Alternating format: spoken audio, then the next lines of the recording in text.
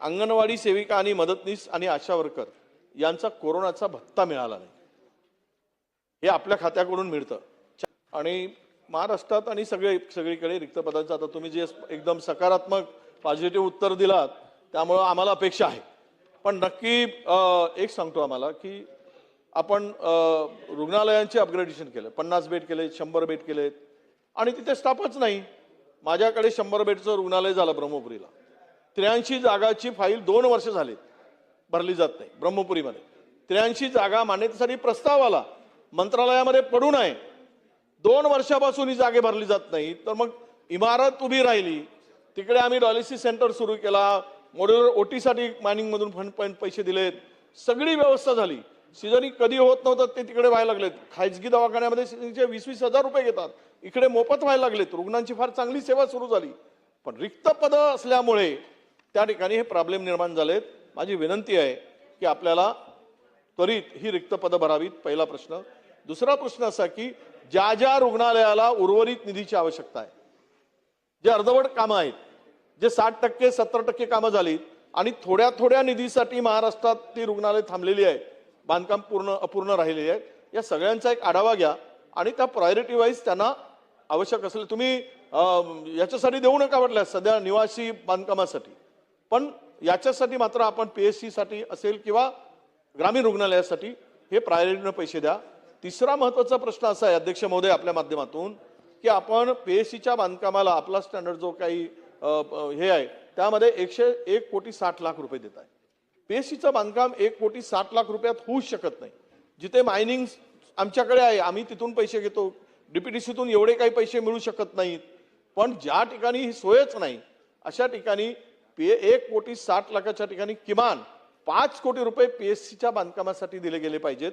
यामध्ये आपण बदल करा, कमी करा, पण तिथे सगळ्या व्यवस्था PSCच्या बांधकामामध्ये PSC मध्ये होतात आणि PSC म्हणजे त्या 40-50 गावामधल्या आरोग्यांचे एक केंद्र असतं ते, त्यामुळे तो एक महत्त्वाचा विषय। आणि 4 वर्षांनी अजूनही आपल्याकडे अंगणवाडी सेविका आणि मदतनीस आणि आशा वर्कर यांचा कोरोनाचा भत्ता मिळाला नाही, हे आपल्या खात्याकडून मिळतं। 4 वर्ष झालेत, आशा वर्करचे मिळाले नाहीत, मदतनीसचे मिळाले नाहीत आणि अंगणवाडी सेविकेचे मिळाले। बिचाऱ्यांनी त्या काळामध्ये प्रचंड मेहनत आणि जीव वेटीस घेऊन देऊन हातावर घेऊन त्यांनी सगळं ते काम केलेलं आहे। यांचे भत्ते होत असतील तर लवकरात लवकर देण्याची कारवाई करावी। सन्मान्य अध्यक्ष महोदय, सन्मान्य ज्येष्ठ सदस्य विजयभाऊ वडेट्टीवार साहेबांनी 3 ते 4 प्रश्न विचारले। त्यातला पहिला प्रश्न आहे की त्यांच्या मतदारसंघातल्या ब्रह्मपुरीमध्ये बांधकाम पूर्ण झालंय, इमारत तयार आहे, परंतु 2 वर्ष झाली त्याच्यामध्ये आपण सगळ्या मॅनपॉवर न दिल्यामुळे आपल्या सगळ्या कामकाज ठप्प आहे। मी आपल्याला सांगतो की आपल्यासारख्याच महाराष्ट्रातल्या बऱ्याच ठिकाणी सगळ्याच डॉक्टर्स उपलब्ध नाहीत किंवा बांधकाम पूर्ण असलं तरी मॅनपॉवर नसल्यामुळे बऱ्याचशा यंत्रणा ठप्प होत्या।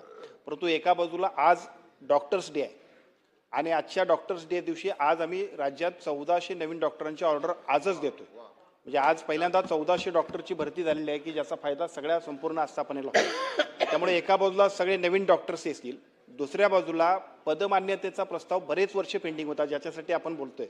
5,000च्या पदमान्यतेला परवाच्या कॅबिनेटमध्ये मान्यता घेतली। त्यामुळे ब्रह्मपुरीच नाही तर राज्यातल्या सर्व ठिकाणी जिथे इथं बांधकामं पूर्ण झाले त्या सगळीकडे एका बाजूला इन्फ्रास्ट्रक्चर इक्विपमेंट्स आणि दुसऱ्या बाजूला संपूर्ण आस्थापना सुद्धा आपण देतोय, त्याचा उपयोग ब्रह्मपुरीला होणार आहे। दुसरा आपण बांधकामाबद्दल सुद्धा विचारलं की एकूणच जी काय बांधकाम आहे त्याच्यामध्ये आपण क्रायटेरियाच केलं। मगाशी आदरणीय भाऊंनी ज्यावेळी प्रश्न विचारला होता 50%, 70%, 90%, 75% जेवढे पूर्ण झाले त्याला प्रायोरिटीने आपण देतो। त्यामुळे माझी विनंती आहे आपण सगळ्यांनी सुद्धा निदर्शनास आणून द्या जेवढी बांधकाम आहेत, कारण बऱ्याच वेळा असं होतं 10-10 वर्ष बांधकाम झाली तरी सुद्धा दुर्दैवानं आम्ही सगळ्यांनी त्यांच्याकडे लक्ष दिलं नाही। तर आता आपण जो काय प्राधान्यक्रम केला, आपल्याकडे पैसे उपलब्ध आहेत, फक्त आपल्या सगळ्यांनी प्रस्तावाला पाठलाग करा आणि आम्ही सगळेजण त्याला निश्चितपणाने निधी देण्याची जबाबदारी आमची आहे।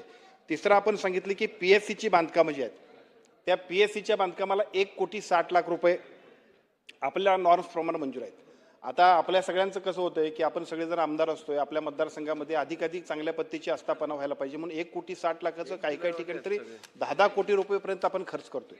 परंतु आमच्याकडे असणारी मॅनपॉवर आणि यंत्रणा त्याच्यासाठी नॉर्म्स जे आहेत त्याप्रमाणे 1,60,00,000पर्यंतच आम्हा सगळ्यांना सेंट्रल गव्हर्नमेंटच्या मान्यता आहेत।